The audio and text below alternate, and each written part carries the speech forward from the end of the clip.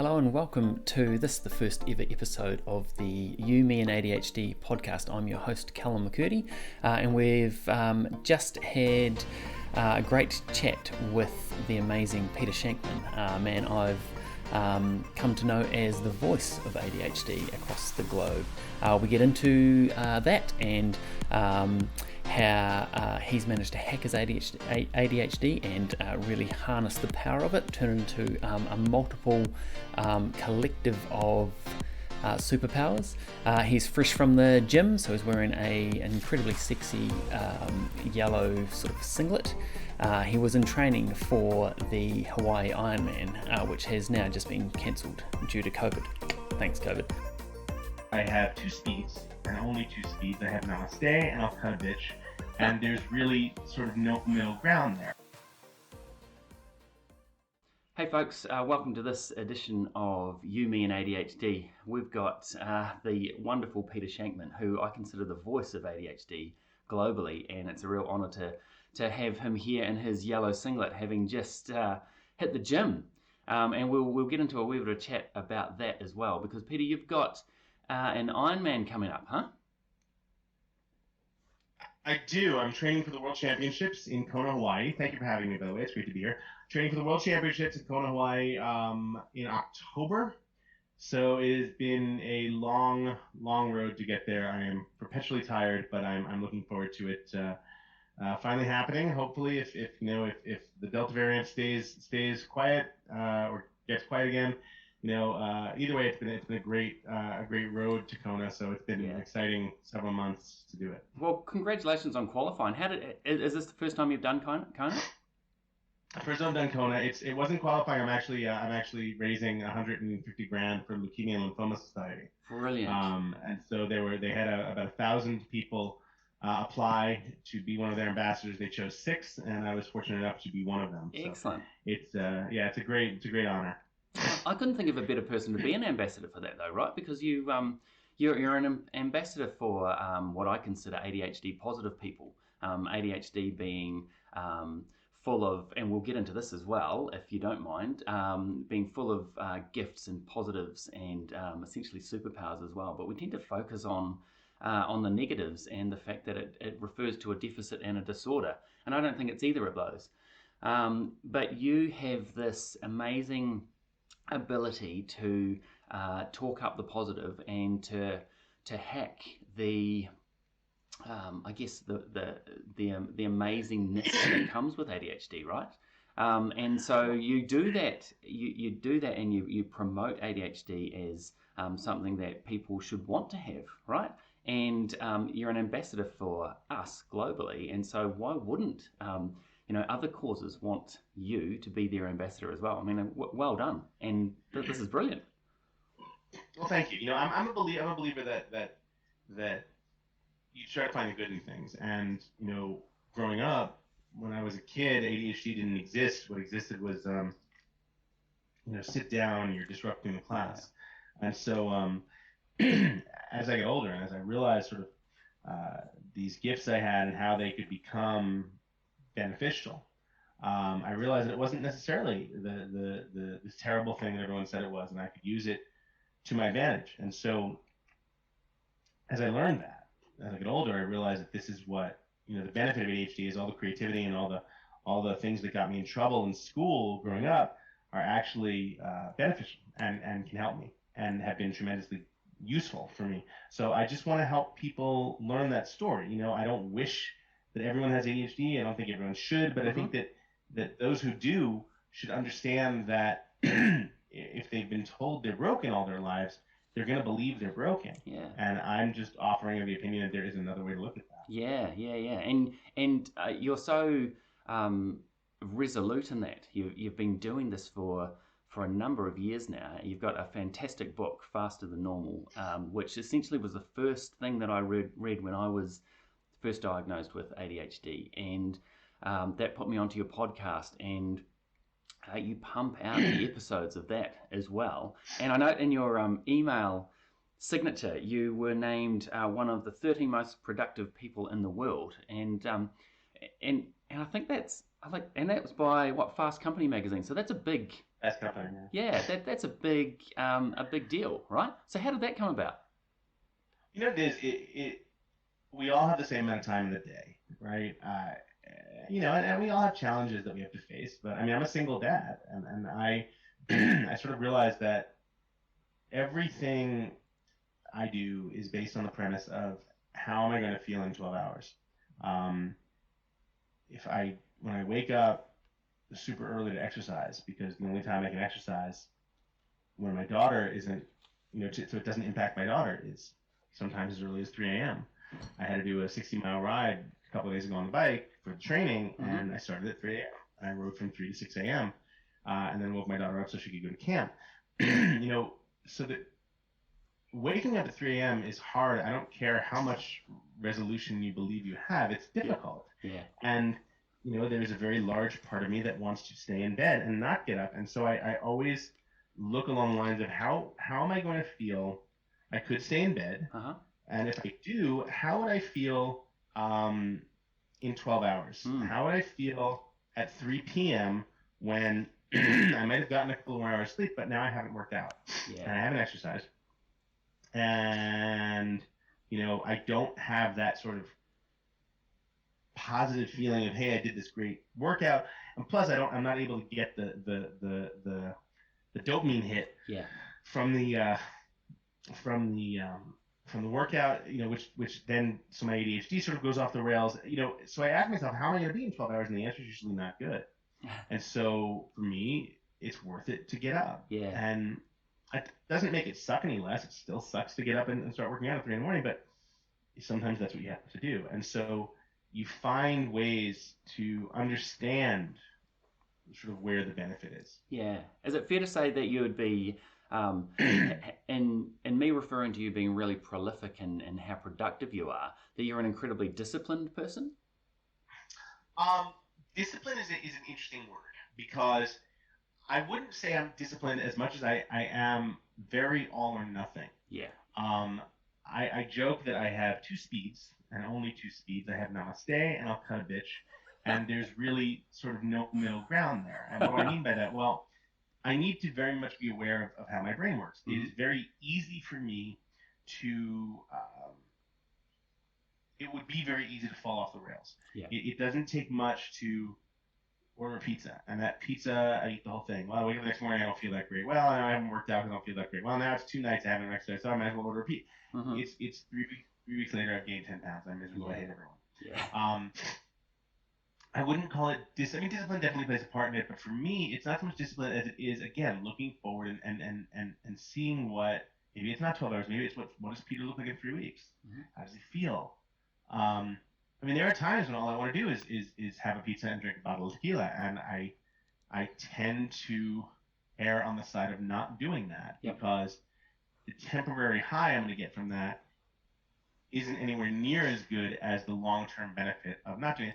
That's not to say I never do it, mm-hmm. but you have to be very aware of how your brain works and how you work and how you're able to utilize, having this incredibly fast brain and this creative brain is great, but it comes with certain rules. Mm. The concept of with great power comes great responsibility. Mm-hmm. And for a lot of things, I always revert back to the line from the movie War Games. The only winning move is not to play. So quite often I will find myself not playing mm-hmm. because the alternative is not something I can win. Yeah, and yet that must be very hard when the alarm goes off at 3 in the morning and it's freezing cold outside, and you have a choice to not play, but you decide to, right? And you get out there. Well, that's something where I decide to play because that's a benefit to me. Yep. On the flip side, there are times when I want to, I have a speaking contract that says that I will give a keynote anywhere in the world, pay my travel, except in Las Vegas, where I have a rider that says I won't spend the night. Mm-hmm. So if you want me for an early morning keynote in Vegas, you're going to fly me to LA the night before, and then fly me down to Vegas in the morning, where you're going to, fly me out in the morning for an afternoon keynote, and then fly me to Vegas for the night, or fly me to LA for the night and fly me home.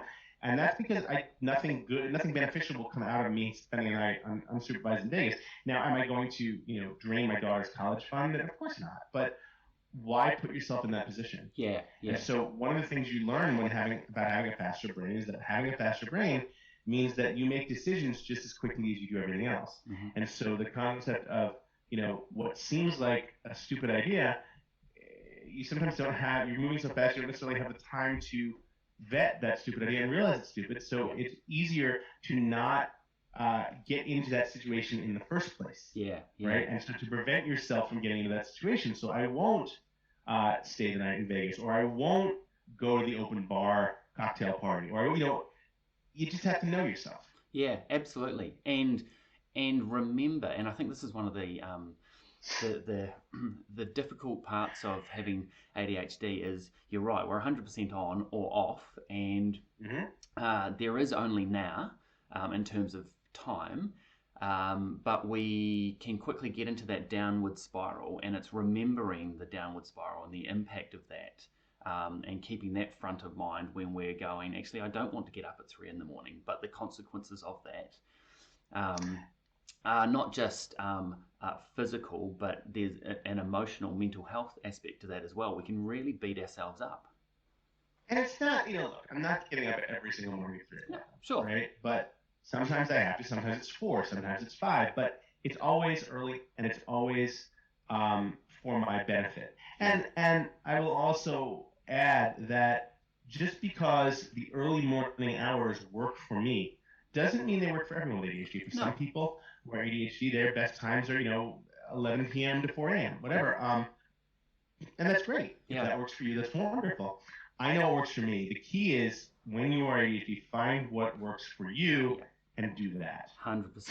Yeah. And so there's and I think that works really well for us because we're quite curious, and we've got an experimenter's mindset as well. And so we can quickly try something, and if it doesn't work, let it go, right? And just keep trying to hack ourselves. And I think that's faster than normal as a resource is just being amazingly full of ideas of how people can make themselves better, or use their, I guess, natural born traits to their advantage. And so to use that ability to be faster to their advantage. Yeah, for sure. Right? Absolutely. You have that faster brain, so here's how to use it, and here's how to not.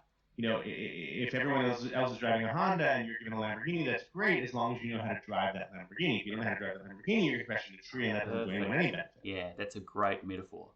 So tell me, why have you been diagnosed? Is it 3 times? I've been diagnosed 3 times. Yeah. Is that have you hacked yourself that much that you think maybe you don't have ADHD any longer? Or? No. It was at one point I was seeing a different psychologist. The other time was the first time I got diagnosed. No, I always knew I had it. You break your arm, you see the bone sticking out of your arm. You're pretty sure you broke your arm. Yeah. I don't need to get that. I know I have ADHD. For me, it was really just about for one time, it was also when I wanted to try medication, I had to see an actual psychiatrist, not a psychologist, so I got diagnosed there as well. Gotcha. So, it's not so much about the diagnosis. I know who I am, and I know what I do, and I know how I work. So for me, where's the benefit? What is the benefit of understanding that I am ADHD and being labeled as such? It makes things easier to comprehend in terms of why I do certain things. Yeah. And I don't use it as an excuse. To me, it's not about an excuse. For me, it's about understanding that my brain works differently, and so you want to prepare for that, right? You want to be ready for when you do say something or come up with a crazy idea or do whatever. You want to understand how it works and adapt accordingly. You want to know that when you go into a meeting, that isn't the easiest thing in the world for people like us. I am aware of how the brain works in a meeting, so I will do something prior to the meeting to make it work to my advantage. I'll walk upstairs, and I'll do jumping jacks in the hallway, whatever. It's really all of ADHD is knowing who you are and knowing how your brain works and focusing on using the tools you have at your advantage at your disposal to do it better. Yeah, good one. Nice. I really like that. And so tell me, when when did you know that maybe that you were a bit different from most, faster than others, but in particular, I'm really interested, Peter, in when you knew you had a brain that could be an advantage. How old were you? I mean, you could argue I was in junior high school and I was diagnosed with dyslexia, and it became a lot easier for me to carry around a little tiny word processor and take my notes on that. Okay. And I realized that I could have the word processor print out copies of the notes and sell them to the students as opposed to just the that was what, 9. Yeah. But then I think more probably more logical. I got my probably in my early 20s. I had one real job. I worked for America Online for a couple of years back at the beginning of the internet. Yep. And then I got, after that, I went on my own. And I think I had no entrepreneurs in my family. Mm-hmm. I really went on my own with no experience, no skills, and somehow managed to make it work. Yeah. And I think that when I realized I could do that, that's when I realized I thought differently than other people. I remember also I was dating someone at the time, and she worked 9 to 5, Mm-hmm. and didn't understand why I didn't, and why I could have a meeting at a beach, why I could have a meeting, whatever. And it was very funny. You know, she was so where are you? I said, I have a meeting at the bar at the W Hotel in Times Square. 3 p.m. on Thursday. Oh, tough life. Why don't you do some work? And I'm like, bitch, I'm working 20 times harder than you right now. And you don't get angry at me because you don't enjoy what you're doing. Yeah. The question isn't why am I working in front of a bar. Your question is how come you don't get to? Yeah. And that's not my fault, right? Mm-hmm. And so as soon as I realized I had that ability to do that, that was really sort of a wake up call for me. Yeah. So you've made it a life by design, about a bunch of choices that you get to make that suit. Not just suit the lifestyle you want, but actually profit from your pathology. Make it work for me. Yeah, nice. So, what do you think the biggest myth or misnomer about ADHD is? What's the thing we need to bust? That we're a bunch of broken individuals that need medication to be like everyone else. Yeah. Because number one, no one wants to be like everyone else. I don't want to be like everyone else. And number two, learning differently, having a brain that learns or processes differently doesn't mean you're broken. It means you're gifted. Yeah. It means that you have skills that other people don't, and there's no downside to that. As long as you learn how to use your brain properly, there's no downside to that. And so, for every kid who's told, "Oh, you're different than everyone else," I don't want you to look at that as this curse. I want you to understand that it's one of the best things that possibly happen. Yeah, it really is, isn't it? And yet there are days when you have down days when you can't necessarily see those benefits because the stigma, the fear, the shame, the label with disorder in it can be heavy. The micro failures that the dozens that I have each day can wear you down. And sometimes it's hard to lift out of that. And this podcast is about promoting those positives because I fully agree with you, Peter. We're not broken. It's that the systems that govern how life and society and education works. The problem is we're told we are a lot. Yeah. We're told we're broken. We're told we're different. We're told we need help. And that comes from a society that is very much about doing one thing and doing it that way all the time. Yeah. And so if you can change that, it makes life a lot more fun. Yeah, and it's empowering in itself to know that you can do things differently and do something your way, and that's legitimate. No question, Mark. If you woke up tomorrow without ADHD, what would you miss?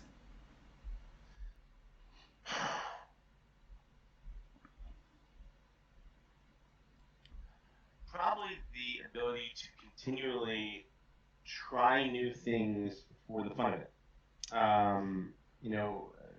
To be able to do sort of random things just to see what happens, right? Because every success I've had has come from my starting new things just to see what happens. Yeah. I wonder if I can start a company. Let's see what happens. 3 hours later, I have clients. And so that to me has always been the benefit of that. It's exciting in that regard. I love being able to do new things that some of the greatest ideas in the world are left on the side of the road because people didn't believe they had um, the ability, Mm-hmm. or didn't believe it would work, or thought it would fail. Mm-hmm. And my opinion has always been like, fuck it. What's the worst that can happen? Yeah. It fails. Okay, at least I learned. Maybe I learned something. So And yeah, you, I've always been a huge fan of that. yeah, and what I know of you is that so most people with ADHD are full of ideas, and those ideas change and morph and flash up and disappear in an instant. So there's always ideas happening. And what you do is you put those into action, right? I think you've got the confidence to go, I'm going to give this one a nudge. I'm going to have a crack at this one. But also, you am I correct here in assuming that you're really good at letting things go as well? It's like it didn't work, move on, go go go. Yeah, Yeah. yeah, and it's interesting because while that's great for a like a work environment. That's not necessarily the best thing in a relationship. No. And I've had to learn how to separate the two, Mm-hmm. because it's very easy to Waffle, can you please just for 5 minutes stop chewing on shit? I'm sorry, I have a dog who loves to find stuff to chew on. It drives me crazy. I met Waffle last time we talked, huh? Waffles are Yes, beautiful. he's still just as much of a pain in the ass. No, it's beautiful. But so it's very much about what was I talking about? I totally lost my train of thought. What was I talking about? Same. It's about, we were talking about how, see, this is a beautiful ADHD moment between the two of us, Peter. Oh, totally, yeah. Glad we've had this. You were talking about, I mentioned you being able to let things go. And you said in relationships, that's not such a good thing. Right, because in a relationship, okay, I did something stupid, I want to apologize, I want you to get angry at me, get angry, let's move on, and let's make it go. And a lot of times when you date someone who's not ADHD, they can't do that. They need to be angry, they need to process, need whatever. Yeah. And then you get upset because you're like, oh my god, I already apologized. Well, I'm 5 steps ahead. Yeah, we've moved on. Across like I don't care. Yeah. Right, and so I've learned, and that that was very difficult in my marriage, and that caused a lot of grief in my marriage. So I had to learn to sort of get past that and learn to calm down, learn to see other people's ideas. Yeah. So it is doable. You can learn it. I'm loving what's in your background there, apart from Waffle sort of chewing on everything, but the way you've got the setup there. Tell me what's in the background there that is characteristic of your ADHD. Like what's ADHD about your living room? So all my lights are voice activated and voice controlled. All of the same thing with the AC, the shades. Everything. I live on the 56th floor overlooking Manhattan. So you're looking at the only spot in the apartment that's not windows. The rest of the entire apartment is entirely windows. And that is my view over Midtown Manhattan. And so everything that I focus on is I like that sort of fast-paced. I have you can see my bike in the background over there. That's my triathlon bike that I'm training on. That should be hanging up, but because I'm using it so much, it's not. And it's just random things in the middle of nowhere. There's there are pictures of my kid. There's perfect example. There, in that white thing. Yep. In the background, that white round thing is a chandelier that that I took down. My ex-wife put it up when she lived here. I took it down probably 3 years ago with the premise that I was going to put it online and sell it. It's like a $2,000 chandelier. It has literally sat in that corner. For close to 3 years because it's too expensive to throw out, and I haven't been able to put it up online yet and take pictures of it. And so it sits there. Yeah. And if that's not ADHD, I don't know what. That is textbook. That's beautiful. Thank you for that wee insight into your life in your living room. That's brilliant, Peter. You've got to go for a shower. I'm very keen for you to be able to let people know how do they get hold of you. Where do we find you? Give us the name and address of the podcast. So my entire life is at shankman.com. I'm at Peter Shankman on all of the socials. So Twitter, Facebook, Instagram, Snapchat, you name it. If anyone has found this useful and wants to do a good deed, the link to donate to Leukemia and Lymphoma Society for my Ironman is shankman.com/Ironman. I would be greatly appreciative of anyone who would be willing to send it. Anyone who does send in any kind of donation, no matter how small, I will send you some cryptocurrency, some Shank coin, which is currently valued at around $8 a coin in the U.S. I will gladly send you some free Shank coin, and you can hold it or sell it or do whatever you want with it. But yeah, that would be greatly appreciated because the Leukemia Lymphoma Society is doing a wonderful job to help fight blood cancers and stop blood cancers in our lifetime. So Nice. yeah, that's at Peter Shankman everywhere, and I always answer my email. I look forward to chatting. Look, that you've just dived us into another rabbit hole there. Cryptocurrency. Quickly, what's the deal with that? So I have my own currency. It is called Shank. I have been. It was launched by a company called Rally, which launches creator economies. I started. My coin started at 11 cents a share. It's currently around 11 coins, currently on $8 a coin. I got into Bitcoin very early, back when it was around $85 a coin. Wow, you've done well. I bought 10 coins. Yeah. I bought 10 coins and sold them at $1,000 a piece and thought I was the shit, and it turns out I wasn't.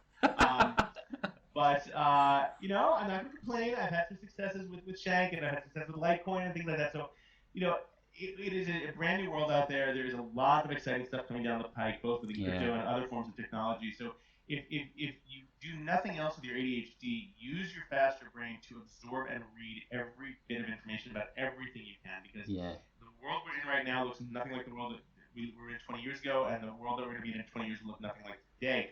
And if you don't believe that, go on to Netflix or Hulu for kicks and watch the first season of Beverly Hills 90210, the original show that came out in 1991, and ask yourself how many things exist today that did not. Wow. There. Donna Everything and Brandon and all them. Cell phones to computers to Uber. So we are in a brand new world, and it changes every day. And those who don't adapt get left behind. So try to keep up. Look, you are just the Wikipedia of ADHD, and I just love how you keep on going. This has been a pleasure, Peter. Thank you so much for your time. All the best for the Ironman in Kona. I hope that goes really well. I'm going to be following your progress there online. I'm looking forward to tracking that. Yeah, your time zone is closer than New York, so you'll still be awake hopefully when I finish. So there we go. Cool. My parents, girlfriend will be long asleep. So fingers crossed. Okay, no, you'll be great, mate. You've got the tenacity. You're certainly putting in the work and the hard yards to get through it. So enjoy the day. I hope it's spectacular. And thanks again so much for your time. All right, can I stay in touch? Indeed, will.